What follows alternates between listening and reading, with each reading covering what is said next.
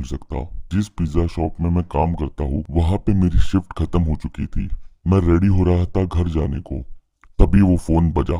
उस रात काउंटर पे मैं ही अकेला काम कर रहा था, तो मैंने ही फोन रिसीव किया।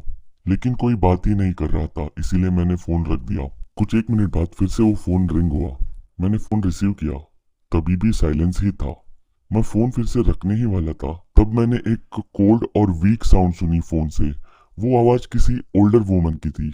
उसने कहा उसे रेगुलर चिकन पिज्जा चाहिए। मैं फोन पे तो शांत रहा, लेकिन अंदर से तो मैं उस बूढ़ी औरत को गालियां दे रहा था। मैं अपनी शिफ्ट खत्म करके घर जाने ही वाला था, तभी उसका फोन आया था। मैंने अपने बॉस को कहा कि कोई तो पिज्जा डिलीवरी ऑर्डर कर रहा है। मेरे बॉस ने कहा मुझे वो पिज्जा डिलीवर करना होगा। पहले तो मैं बहुत अपसेट हुआ, लेकिन मैंने सोचा कि मुझे इसका टिप भी मिलेगा, और बूढ़े लोग बहुत ही ज्यादा अच्छी टिप देते हैं। मैंने एड्रेस नोट डाउन किया और मैंने उसे कहा कि मैं वहां पे जल्दी आ जाऊंगा, लेकिन उसने पहले से ही फोन कट कर दिया था। वो काफी स्ट्रेंज था और रूड था।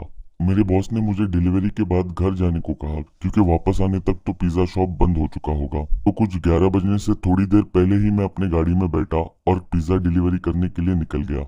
दिए हुए घर का एड्रेस काफी शांत जगह पे था। जीपीएस की मदद से मैं एड्रेस लोकेशन पे पहुंचा। वो काफी शांत और 1 फ्लोर का घर था। मैंने पिज्जा उठाया और घर की तरफ चल पड़ा। वो घर की सभी लाइटें बंद थी। मैंने बेल रिंग की, इसी होप में कि दिया हुआ एड्रेस गलत ना हो, लेकिन रिंग को किसी ने आंसर नहीं किया। मैंने फिर से डोर बेल रिंग की, लेकिन अभी भी किसी ने आंसर नहीं दिया था। मैं अभी वहां से निकलने ही वाला था, तभी मैंने अपना सर राइट साइड में घुमाया और मैंने देखा कि वहां पे खिड़की पे कोई खड़ा है। मैं पहले तो काफी डर गया, फिर पीछे हुआ, फिर उसके बाद मैं इवेंचुअली उस खिड़की के पास गया उस इंसान को देखने। वो एक बूढ़ी औरत थी, मिड 70s में।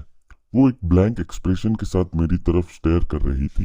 विंडोज के थ्रू मैंने चिल्लाया कि उसका पिज्जा मेरे पास है, लेकिन उसने कुछ रिस्पॉन्ड ही नहीं किया। इसलिए मैंने और भी चिल्ला के कहा। तभी उसकी फेस पे एक बड़ी सी स्माइल आई। वो स्माइल कोई जेन्युइन स्माइल नहीं थी, वो काफी क्रीपी और डरावनी स्माइल थी। मुझे आज भी उसकी स्माइल और वो एक्सप्रेशंस याद है। मैंने डिसाइड किया कि मुझे वहां से निकल जाना चाहिए, तो मैं वहां से निकल गया और अपने कार में जाके बैठा। पिज्जा को मैंने पैसेंजर सीट पे रखा। मुझे लगा कि मुझे ये सब अपने बॉस को इन्फॉर्म करना चाहिए। मैंने मेरे बॉस को टेक्स्ट किया और मैंने कार चालू कर दी।